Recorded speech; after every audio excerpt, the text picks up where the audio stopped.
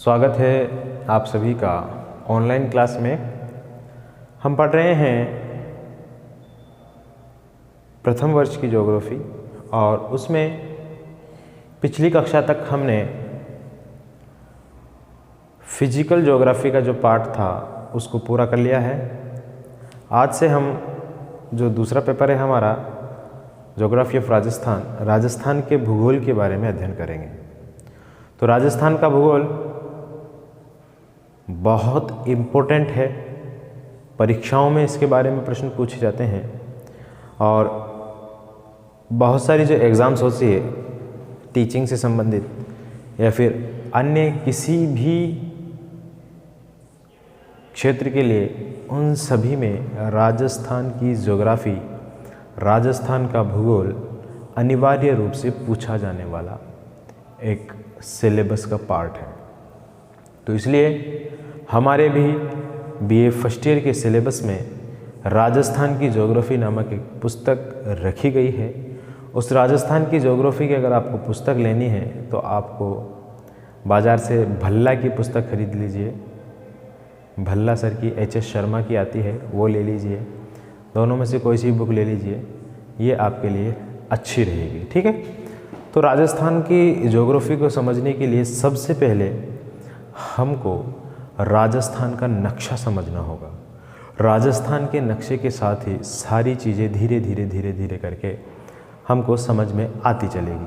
तो उसके लिए राजस्थान का नक्शा सीखना, राजस्थान का नक्शा बनाना और राजस्थान के नक्शे में चीज़ों को भरना हमको अनिवार्य रूप से आना चाहिए।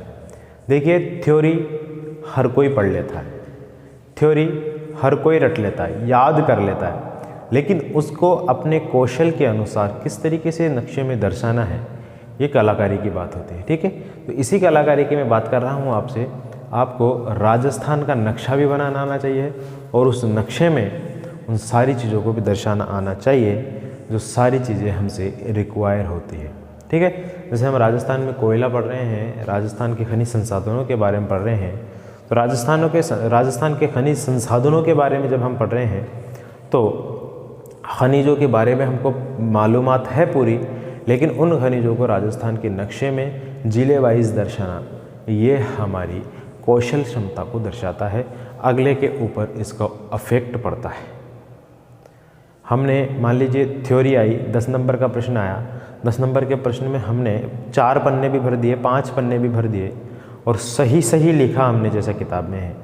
लेकिन अगर आपने कम लिखा और एक अच्छा सा नक्शा बना करके उसके अंदर उन चीज़ों को दर्शा दिया जिन चीज़ों को पूछा गया है, तो आपका 5 पन्ने वाला काम 3 पन्ने और एक मानचित्र के माध्यम से आसान हो जाएगा। ठीक है। इसलिए मानचित्र बनाना आना ज़रूरी है। चलिए हम राजस्थान का नक्शा बनाना सीखेंगे। किस तरीके से राजस्थान का नक्शा ड्रा किया जा सकता है, किस तरीके से राजस्थान के नक्शे को हम समझ सकते हैं, बनाया जा सकता है। चलिए शुरू करते हैं। देखिए, किसी भी नक्शे को बनाने से पहले हमको उस नक्शे की चारों तरफ की जो बाउंड्रीज़ है, उन बाउंड्रीज़ को गौर से देखना होगा। जैसे भारत की बात करते हैं हम, तो भारत में दक्षिण में आपको ये काठियावाड़ दिखाई देता होगा इस तरीके से, और इधर आपको नज़र आता होगा इस तरीके से ये त्रिपुरा और मिजोरम वाला क्षेत्र। तो इन दोनों की जो नीचे वाली स्थिति है वो लगभग बराबर होनी चाहिए और बराबर रहती ही है। ठीक है। और इसके अलावा राजस्थान का उभार आपने देखा होगा, फिर राजस्थान इस तरीके से जैसलमेर वाला हिस्सा जो इसका निकला हुआ है? और इधर से ये अरुणाचल वाला जो हिस्सा है, ये अरुणाचल वाला हिस्सा ऊपर निकला हुआ है। इन दोनों की स्थिति भी एक सीध में होनी चाहिए, तब जाकर के हमारा नक्शा बैठेगा। इसी तरीके से भारत के संदर्भ में अगर आपने देखा है, अगर इस तरीके से भारत का नक्शा ऊपर से बनता है,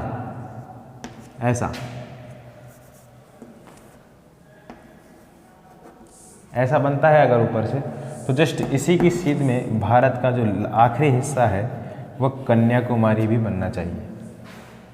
तो इस तरीके से हमको चारों दिशाओं की ये स्थिति मालूम होगी तो हम नक्शा आसानी से ड्रा कर सकते हैं, आसानी से बना सकते हैं। नक्शा बनाने में हमको कोई मुश्किल का सामना नहीं करना पड़ेगा। ये देखिए, ये हमारा नक्शा बन करके तैयार हो गया ना।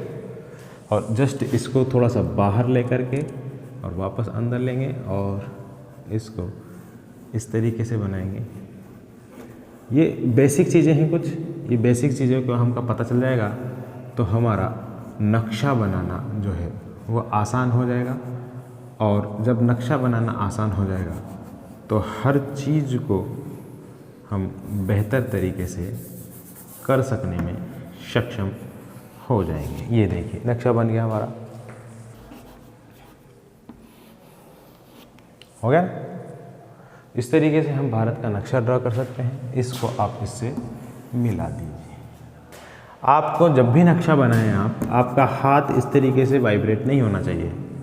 आपको सीधी रेखाएं खींचनी है, हल्की सी हो सकता है आप टेढ़ी मेढ़ी कर दें, लेकिन आपको इस तरीके से बनाने की आवश्यकता कभी भी नहीं है। ठीक है, तो इस तरीके से हम याद रखें इनके कोनों को तो बेहतर रहेगा। ठीक है कि बाहर का हिस्सा कौन सा है और वो कितनी ऊंचाई उसकी है, कितनी ऊंचाई उसकी नहीं है। अगर इस तरीके से हम ध्यान रखने की कोशिश करेंगे तो हमारा नक्शा बेहतर बनेगा। अब देखिए, एक और तरीका यह है कि हम जब भी नक्शा बनाएं उस नक्शे को, नक्शा अक्सर हम देखते हैं इस तरीके से बना हुआ होता है। ठीक है, किधर से बड़ा हो गया, इधर से बड़ा हो गया क्या? चलिए, इधर से बड़ा हो गया तो इसको सही कर लेते हैं ना अपन। अब सही है? हाँ।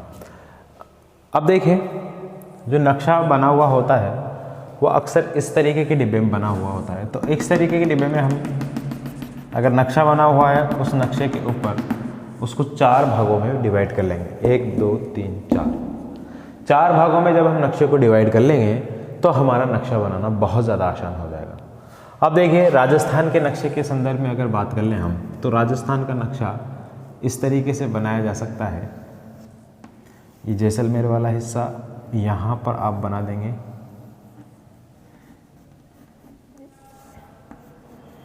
ये बन गया।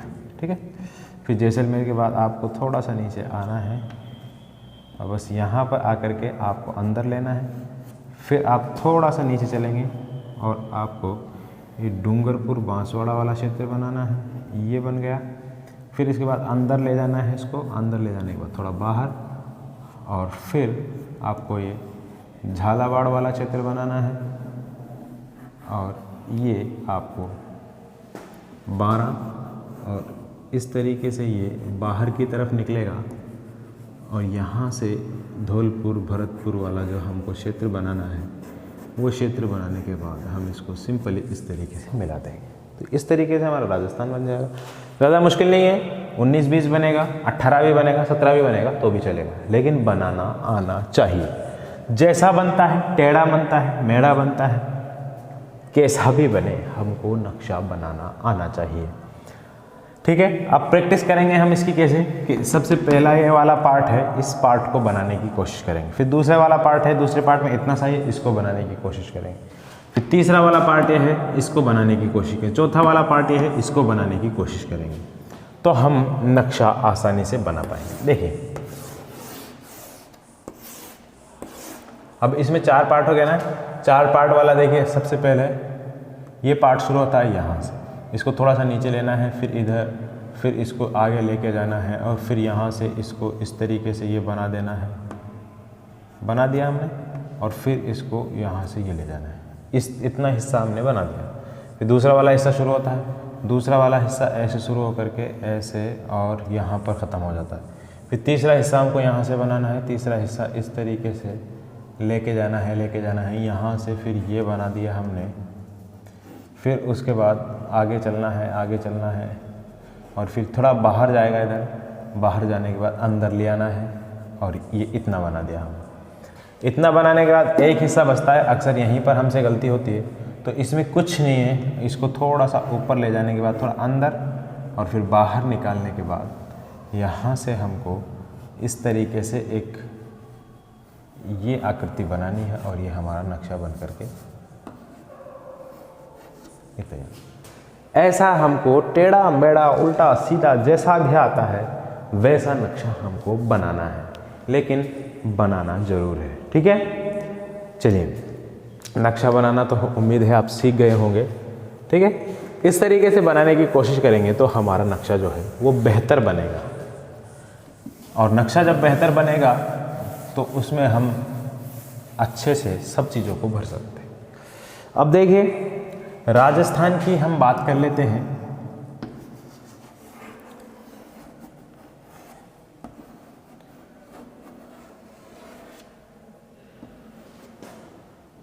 ये उदयपुर वाला क्षेत्र है।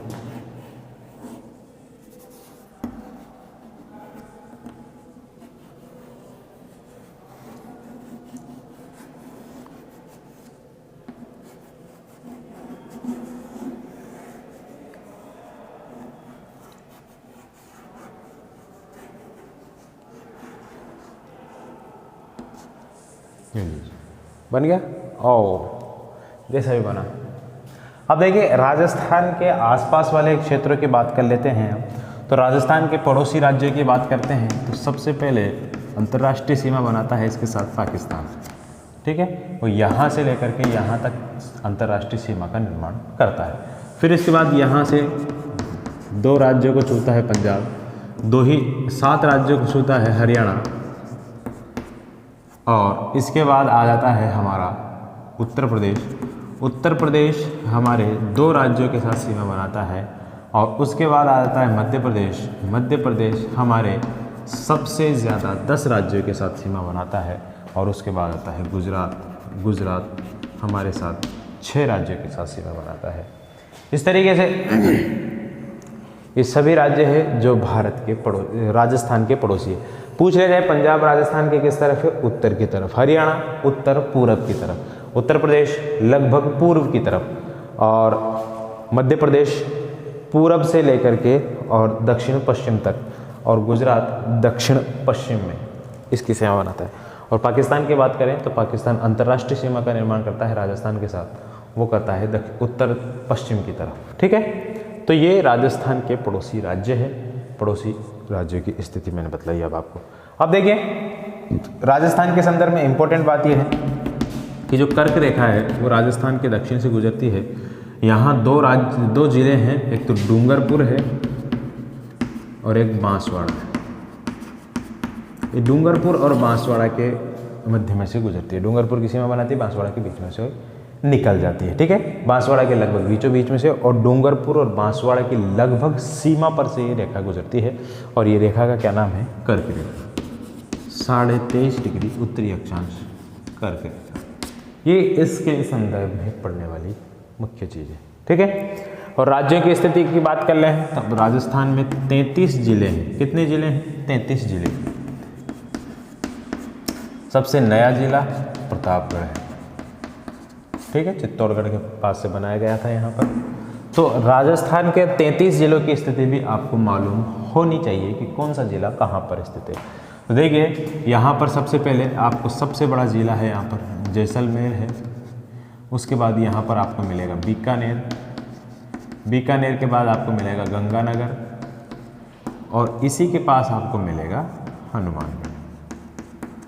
ठीक है, फिर इसके बाद आपको मिल जाएगा चूरू, फिर मिल जाएगा सीकर, फिर मिल जाएगा झुंझुनू, और फिर मिल जाएगा अलवर, और फिर जयपुर, और फिर इसके बाद आपको मिलेगा यहाँ पर भरतपुर।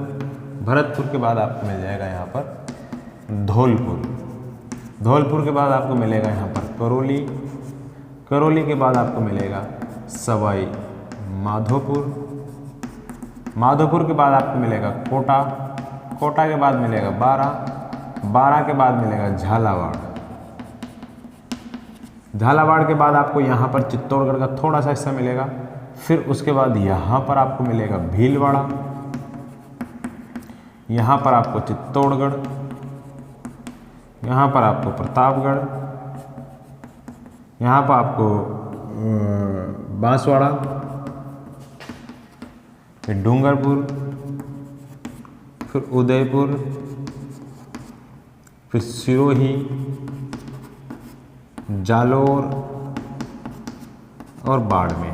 इस तरीके से राजस्थान के लगभग जितने भी सीमावर्ती ज़िले हैं उन सीमावर्ती ज़िलों के मैंने नाम लिख दिए हैं। देखिए कितने होते हैं गिनती में, हम गिनते हैं 1 2 3 4 5 6 7 8 9 10 11 12 13 14 15 16 17 18 19 20 21 22 23 24 और ये 25 ज़िले जो है राजस्थान के, वो राजस्थान की सीमाओं पर स्थित है। मैंने आपको एक ही क्रम में बता दिए, जैसलमेर, बीकानेर, गंगानगर और बाड़मेर, ये 4 ज़िले ऐसे हैं जो पाकिस्तान के साथ सीमा मिलाते हैं। पाकिस्तान के भी 4 ज़िले ऐसे हैं जो भारत के राजस्थान के साथ सीमा मिलाते हैं। ठीक है, इसके बाद पंजाब के साथ राजस्थान के गंगानगर और हनुमानगढ़ सीमा मिलाते हैं। पंजाब के भी 2 ही जिले भारत के राजस्थान के साथ सीमा मिलाते हैं, हनुमानगढ़ और चूरू, सीकर, झुंझुनू, अलवर और जयपुर। 1 2 3 4 5 6 और भरतपुर, ये सभी जो है हरियाणा के साथ सीमा मिलाते हैं, 7 ज़िले। और भरतपुर और धौलपुर ये उत्तर प्रदेश के साथ सीमा लगाते हैं, दोनों ज़िले। उसके भी 2 ही ज़िले राजस्थान के साथ सीमा लगाते हैं।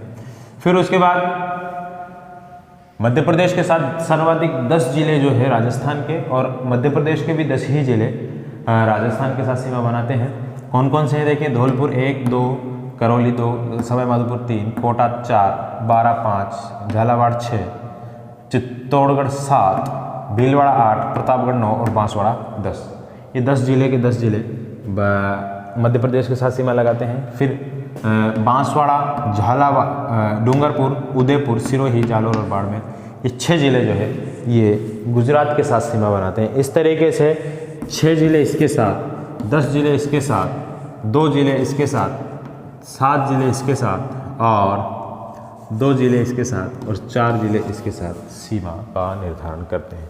6 और 4 10 और 2 12 और 7 19 और 20 21 और 10 31 ज़िले हुए ये। लेकिन 31 ज़िले नहीं है, ये होने को कितने हैं, 25 ही है, क्योंकि इन सब में एक एक ज़िला जो है कॉमन आ रहा है। ठीक है, जैसे बाड़मेर है, ये पाकिस्तान के भी साथ है, गुजरात के भी साथ है। गंगानगर है, पंजाब और पाकिस्तान के साथ है। हनुमानगढ़ हरियाणा और पंजाब दोनों के साथ है।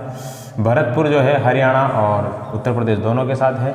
मध्य प्रदेश और उत्तर प्रदेश के साथ धौलपुर है। और इसके बाद मध्य प्रदेश और गुजरात के साथ बांसवाड़ा। इस तरीके से कॉमन ज़िले हैं। अब राजस्थान के अंदरूनी 8 ज़िले और हैं, 25 ही हुए ना, कितने हुए, 25 ज़िले हुए, 25 हमने गिने थे अभी। अब 25, तो राजस्थान में ज़िले कितने हैं, 33, अब बचेंगे कितने, 8। तो राजस्थान के 8 ज़िले ऐसे हैं जो किसी भी राज्य के साथ अंतर्राज्यीय सीमा नहीं बनाते हैं, यानी कि वो राजस्थान के ही ज़िले हैं जो अंदर है, दूसरे राज्य के साथ उसकी सीमा का निर्धारण नहीं होता। कौन कौन से ज़िले हैं गुरुजी से बता दीजिए। तो देखिए यहाँ पे आप लिखिए दौसा, दौसा के बाद आप इसके नीचे आ जाइए यहाँ पर टोंक, टोंक के नीचे आ जाइए आप बूंदी। 3 तो यही हो गए ये, दौसा, टोंक, बूंदी। उसके बाद राजस्थान का हरदे, बीच में आ जाइए अजमेर, 4 हो गए, 1 2 3 और 4 होने के बाद आपको यहाँ पर बड़ा राज्य मिलेगा, बड़ा जिला मिलेगा जोधपुर, ये हो जाएंगे 5। इसके बाद आपको यहाँ पर मिलेगा राजसमंद, ये हो जाएगा 6। फिर आपको एक मिलेगा पाली, ये हो जाएगा 7। और एक ज़िला कौन सा बचा है उसका नाम मुझे याद नहीं आ रहा, उसका नाम याद आते हैं हम लिख देंगे इसमें। ठीक है, कौन सा ज़िला है वो किधर है वो देख लेना आप, यहीं कहीं होगा या फिर यहाँ होगा। वो ज़िला मुझे याद, मेरे दिमाग से निकल गया है। ठीक है, देखना वो कौन सा ज़िला है। 8 ज़िले हैं कुल मिला करके, और वो 8 ज़िले आपको यहाँ पर याद रहने चाहिए। ठीक है, नागौर, जी हाँ नागौर है, बड़ा ज़िला है ये नागौर। इस तरीके से ये 8 ज़िले जो है राजस्थान के अंदर है और 25 ज़िले राजस्थान के बाहर, राजस्थान की बाहरी सीमा पर है और ये अंदरूनी सीमा पर। सबसे ज़्यादा ज़िलों के साथ सीमा लगाने वाला जिला ये है। इसके साथ अजमेर मिलाएगा, राजसमंद मिलाएगा, ये मिलाएगा, ये मिलाएगा, ये मिलाएगा, उदयपुर मिलाएगा, जोधपुर मिलाएगा, यानी कि इसके साथ सबसे ज़्यादा 8 जिले सीमा बनाते हैं। सबसे ज़्यादा 8 जिलों के साथ सीमा बनाने वाला एक ज़िला है। इस तरीके से राजस्थान के हम जिलों को भी याद कर सकते हैं। पहले आप साइड के याद कर लीजिए, फिर बीच के याद कर लीजिए, आपके कोई चक्कर नहीं पड़ेगा कभी भी, ठीक है। सबसे कम अंतर्राज्यीय सीमा लगाने वाला भीलवाड़ा है, लगभग बहुत कम है इसकी। और इसके अलावा सबसे ज़्यादा सीमा लगाने वाला झालावाड़ है। ऐसा जिला जो दूसरे राज्य के साथ एक बार सीमा हटा करके दूसरी बार सीमा लगाता है, वो ऐसा 2 जिले मिलेंगे आपको। एक तो कोटा मिलेगा और एक चित्तौड़गढ़ मिलेगा। चित्तौड़गढ़ यहाँ तक सीमा बना देता है, फिर यहाँ से भीलवाड़ा आ जाता है, फिर यहाँ पे वापस चित्तौड़गढ़ आता है। कोटा यहाँ भी लगाता है और यहाँ भी लगाता है, दोनों तरफ कोटा की सीमा लगती है। तो इस तरीके से ये राजस्थान के बारे में कुछ बेसिक जानकारी थी, उम्मीद है आपको समझ में आई होगी। अक्षांश और देशांतर रेखाओं की बात भी कर लेते हैं हम। तो राजस्थान का जो अक्षांशीय विस्तार है, यहाँ से अगर देखा जाए तो 23 डिग्री 3 मिनट से शुरू होता है, ठीक है। और ये ऊपर जाते जाते कितना हो जाता है, वहाँ पर हो जाता है ये 37 डिग्री 30 डिग्री 25, ठीक है। चाय के 3 बेटे थे और उन 3 बेटे जो है वो क्या मर गए, प्यासे मर गए। प्यासे बोले तो प्यासे मर गए, और प्यासे मर गए तो वो क्या है 69, कितना है ये 30, 69 30 है, और ये है 30 12, और ये है 97। 69 30 तो भारत का है ना भाई, हाँ 69 30 यही है, और 69 70 71 78 तक है, ठीक है। 78 है ये, 78 17। इस तरीके से ये राजस्थान का अक्षांशीय विस्तार है। देखिए मुझे याद नहीं रहती ये चीज़ें, लेकिन समझ में आ जाती है। 23-3 यानी कि कर्क रेखा यहाँ शुरू होती 23.5 डिग्री है, तो 23-3 से शुरू हो जाता है और 23-3 मिनट से, ठीक है। तो ये शुरू होने के बाद, यहाँ से शुरू होने के बाद ऐसे 23 से समझ सकते हैं ताई है, और ताई के कितने बेटे हैं, 3 बेटे हैं। 3 बेटे जो है, अब यहाँ जैसलमेर है, जैसलमेर में आपको मालूम है गर्मी पड़ती है, पानी नहीं है, तो यहाँ पे पानी नहीं है तो उनको तिरना नहीं आता। पानी नहीं है तो प्यासे मर जाएंगे ना, तो तिरना नहीं आता तो उन्हें तिरना नहीं आता, उन्हें तिर से हो जाएगा 69। उन्हें तिरना नहीं आता, तो क्या हो जाते हैं, प्यासे मर जाते हैं। पानी नहीं मिलता तो प्यासे मर जाते हैं। त्यासे से 30 याद रख लेना, फिर प्यासे मर जाते हैं तो उनका मर जाते हैं तो क्या हो जाता है 12वां हो जाता है। तो प्यासे मर जाते हैं तो 30, प्यासे से 30 है, प्यासे से 30 यानी कि प्यासे मर जाते हैं, और 12 से 12वां कर दिया जाता है उसका। अब ये कहते हैं भाई उन्हें तिरना नहीं आता। अब यहाँ तो चंबल नदी है, पानी ही पानी है, चंबल नदी जाती है ना भाई इधर से, तो चंबल नदी के यहाँ के लोग तो क्या है तिरना आता है उनको, और वो सब जो है तीनों बेटे जो है एक साथ यहाँ पर तिर जाते हैं, ठीक है। तो इधर के लोग कहते हैं इधर नहीं तिरने का, तो इधर तिर, यानी कि 78 तो यहाँ पे तिर बोले तो 78 से याद रख लेना आप, 78, ठीक है। और एक साथ तिरते हैं वो, तो 78 एक साथ हो जाएगा, यानी कि 17। अब इनकी हम स्थिति देख लेते हैं। 23-3 उत्तरी अक्षांश है, उत्तरी अक्षांश है, और ये है पूर्वी देशांतर, ये भी उत्तरी अक्षांश है, और ये है पूर्वी देशांतर। अभी तो आपको केवल मैंने समझाया है, आने वाली क्लासों में आपको इसके लिखाऊंगा। उम्मीद है आज की क्लास में आपको बहुत कुछ सीखने को मिला होगा। मिलेंगे आपसे फिर कभी, तब तक के लिए मुझे दीजिए इजाज़त। नमस्कार।